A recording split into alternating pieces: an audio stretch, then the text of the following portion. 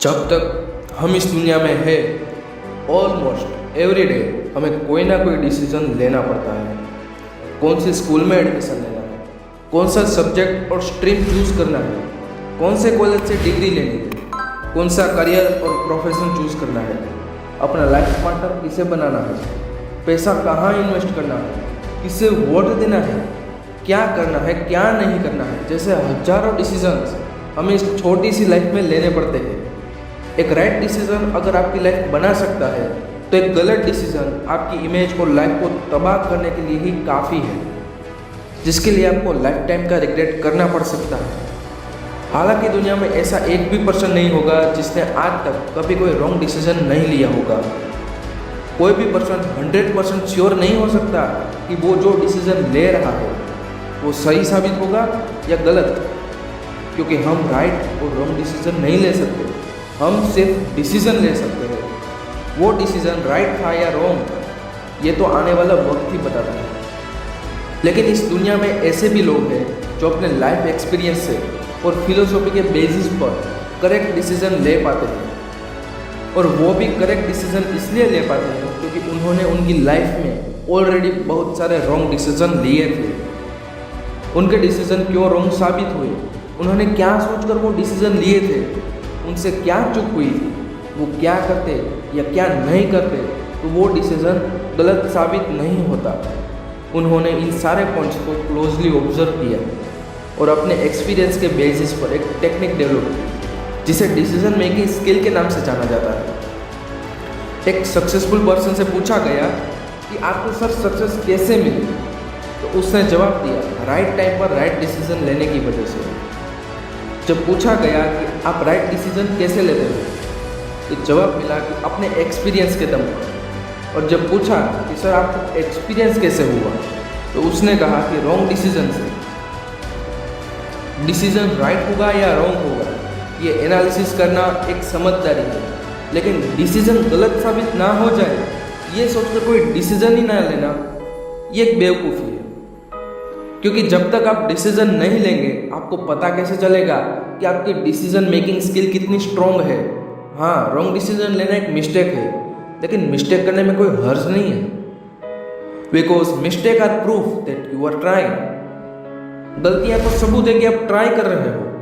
गलती तो उससे ही होती है जो एफर्ट्स लगाता है।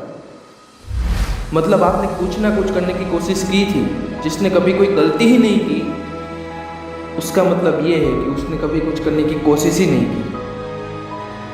अब आप ही बताइए कौन बेटर है, जिसने कोशिश करते हुए गलती की वो, या जिसने मिस्टेक हो जाने के डर से कभी कुछ ट्राई ही नहीं किया। और अब तो आपको डिसीजन लेने से बिल्कुल भी घबराने की ज़रूरत नहीं।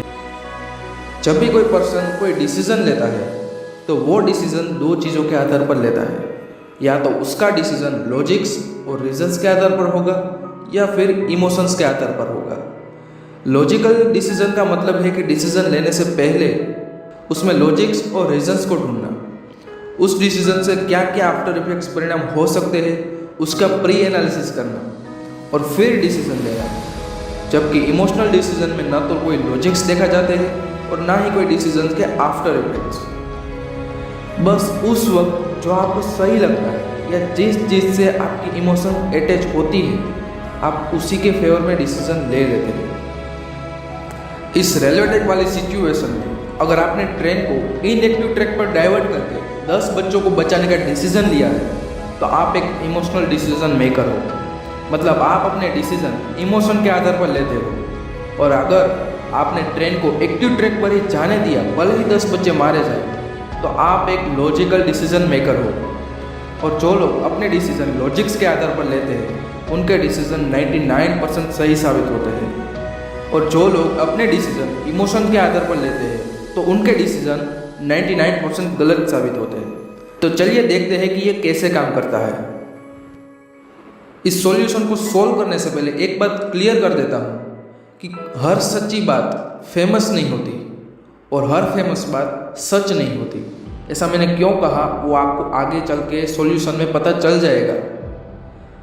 अगर आपने ट्रेन को इनएक्टिव ट्रैक पर डाइवर्ट करके 10 बच्चों को बचाने का डिसीजन लिया है तो ये इसलिए लिया है क्योंकि आपने सोचा कि इनएक्टिव ट्रैक पर सिर्फ एक ही बच्चा खेल रहा है और एक्टिव ट्रैक पर 10 बच्चे खेल रहे हैं और एक बच्चे की जान बचाने से ज़्यादा इम्पोर्टेंट है कि हम 10 बच्चों की जान बचाएं।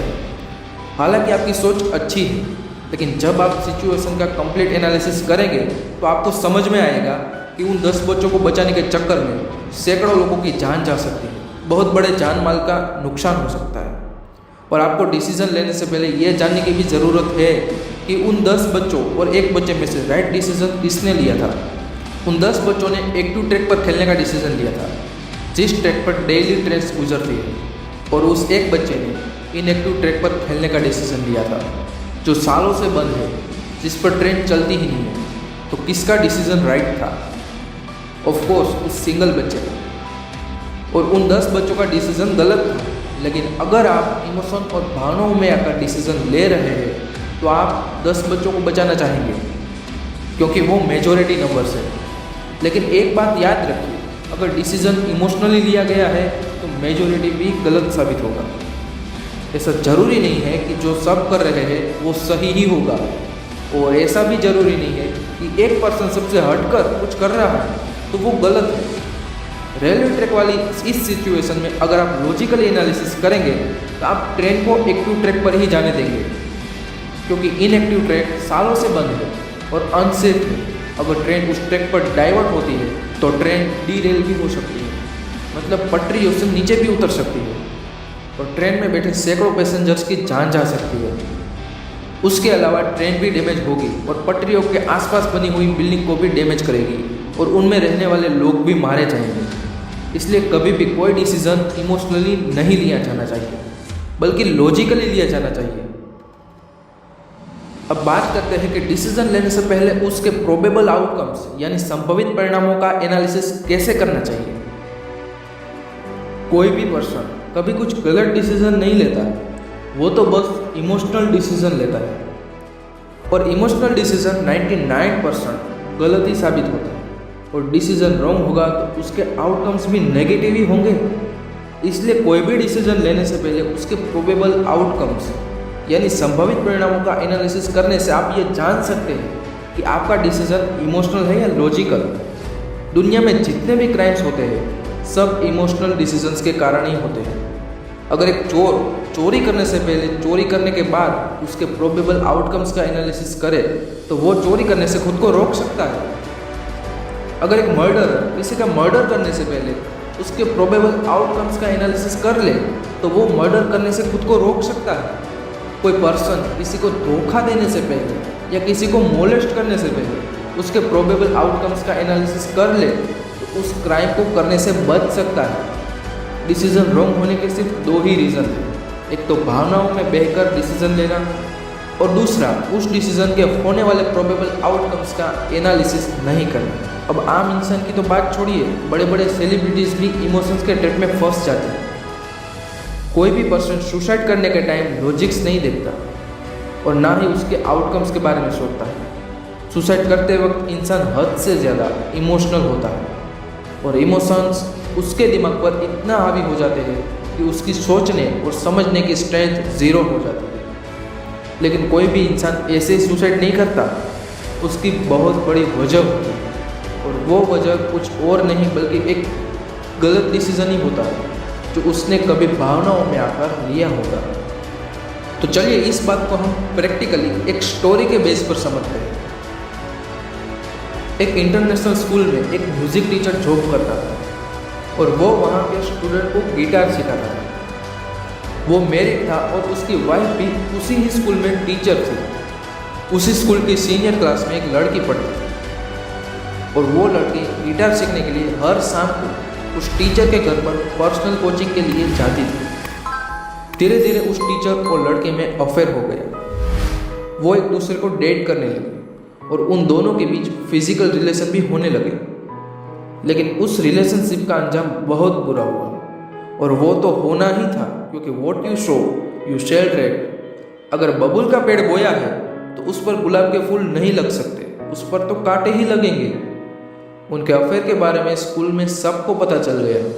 स्कूल की भी बदनामी होने लगी, जिसकी वजह से उस टीचर को स्कूल से रस्टिकेट कर दिया गया। और तो और उस लड़की के परिवार वालों ने भी उस टीचर को बहुत बुरी तरह से पीटा और उस पर लड़की को बहला फुसलाकर उसके साथ रेप करने का मुकदमा दायर कर दिया। उसे जेल में डाल दिया गया। उसके बाद उसकी वाइफ ने भी उसे छोड़ दिया। उसकी बहुत बदनामी होने लगी। उसके फ्रेंड्स और फैमिली भी उससे दूर रहने लगे। वो किसी को मुंह दिखाने के काबिल नहीं रहा। वो बेहद स्ट्रेस में रहने लगा और आखिरकार एक दिन स्ट्रेस ने उसकी जान ले ही ली। उसने जेल में ही सुसाइड कर ली। एक गलत डिसीजन ने उसकी लाइफ बर्बाद कर दी और दूसरे गलत डिसीजन ने उसकी लाइफ का अंत कर दिया। सुसाइड करना भी एक इमोशनल डिसीजन ही होता है। कोई भी पर्सन सामान्य अवस्था में सुसाइड नहीं करता है। सुसाइड करने से ठीक पहले वो हाईली स्ट्रेसफुल इमोशनल कंडीशन में होता है। हाईली इमोशनल स्टेट में इंसान भावनाओं में इतना बह जाता है कि उसका दिमाग ही काम नहीं करता और वो गलत कदम उठाने पर मजबूर हो जाता है। इसलिए कहा जाता है कि गुस्से की हालत में कभी कोई फैसला नहीं लेना चाहिए और खुशी की हालत में किसी से वादा नहीं करना चाहिए, क्योंकि खुशी, गुस्सा और तनाव एक टाइप के इमोशन ही है और इमोशंस के बेसिस पर कभी कोई डिसीजन नहीं लेना चाहिए। डिसीजन हमेशा लॉजिकल और रीजनेबल ही होना चाहिए। तो आशा करता हूँ कि हमारे इस वीडियो के पॉइंट्स आपको फ्यूचर में कोई राइट डिसीजन लेने में आपकी हेल्प करेंगे। तो ऐसी ही और इंस्पिरेशनल वीडियो देखने के लिए हमारी चैनल को आज ही सब्सक्राइब कर दीजिए और हाँ, बेल नोटिफिकेशन को ऑन कर दीजिए।